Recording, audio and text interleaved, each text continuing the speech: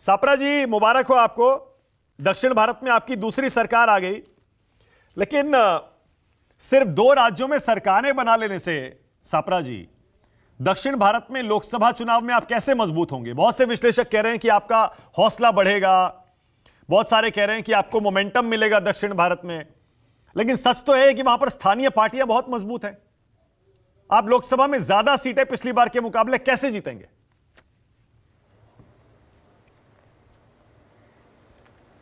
देखिए, निश्चित रूप से मोमेंटम तो मिलेगा ही मिलेगा। और सच बात यह भी है कि हमारा जो इंडिया गठबंधन, ये थोड़ा एको निकलवा दीजिए जी। सच बात यह भी है कि जो इंडिया गठबंधन के हमारे साथी हैं वो भी दक्षिण भारत में है, हमारे साथ में ही हैं।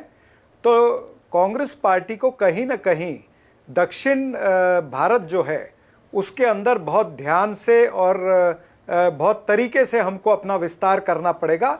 लेकिन हमारा टारगेट जो है वो आंध्र प्रदेश हमारा टारगेट जरूर रहेगा कि जिस तरह से हमने तेलंगाना के अंदर प्रभावी राजनीति की, हमने जनता के मुद्दे उठाए, रेवंत रेड्डी और तमाम सारे जितने भी हमारे तेलंगाना के नेता हैं उन्होंने एक कलेक्टिव फेस वहां पर दिखाया और जनता के अंदर ये एहसास जताया कि हम आपके आने वाले फ्यूचर में हम आपकी सेवा करना चाहते हैं। ये जनता के अंदर विश्वास जताया।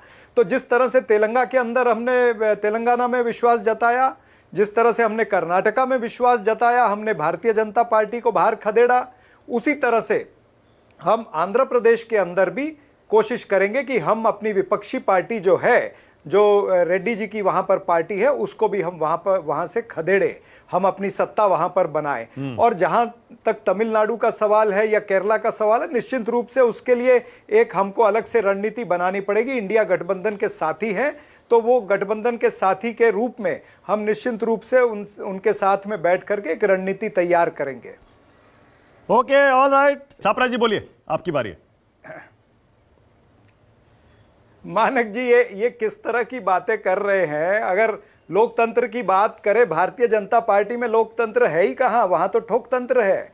और जिस तरह से 4 दिन से हम देख रहे हैं ये क्या चल रहा है, यानी दिल्ली के अंदर आकर के दिल्ली दरबार में जो साष्टांग प्रणाम करेगा उसी को मुख्यमंत्री बनाया जाएगा, इस तरह से हालात दिख रहे हैं। या फिर दिल्ली के अंदर क्या बोली लग रही है क्या? 4 दिन हो गए, इतनी बड़ी पार्टी और इतनी बड़ी यंत्रणा इनके पास में है, तो लोगों को दिल्ली दरबार में आने की क्या जरूरत है?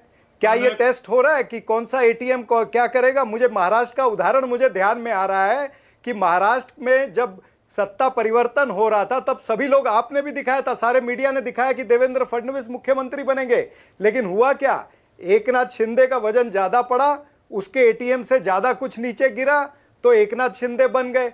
तो मुझे लगता है कि कहीं ना कहीं बोली लग रही होगी या ऑक्शन चल रही होगी अंदर खाते के बीच में कि इस वजह से ये सारी चीजें जो है ये डिले हो रही हैं। भारतीय जनता पार्टी में लोकतंत्र नहीं है, वहां तो एक मोटा भाई है, एक छोटा भाई है। ये 2 लोगों का पार्लियामेंट्री बोर्ड है। ये 2 लोगों के पार्लियामेंट्री बोर्ड में जो पास हो गया, जो अच्छा एटीएम रहेगा उसी को मुख्यमंत्री बनाया जाएगा। यही भारतीय जनता पार्टी की प्रथा है और यही भारतीय जनता पार्टी का ठोक तंत्र है। ओके, आरपी सिंह जवाब दे रहे हैं, उसके बाद आगे जा रहा हूं। आरपी सिंह जी, छोटा सा जवाब जल्दी से। प्राथमिकता क्या है उसको पहले देखते हैं। बोलिए आरपी सिंह जी।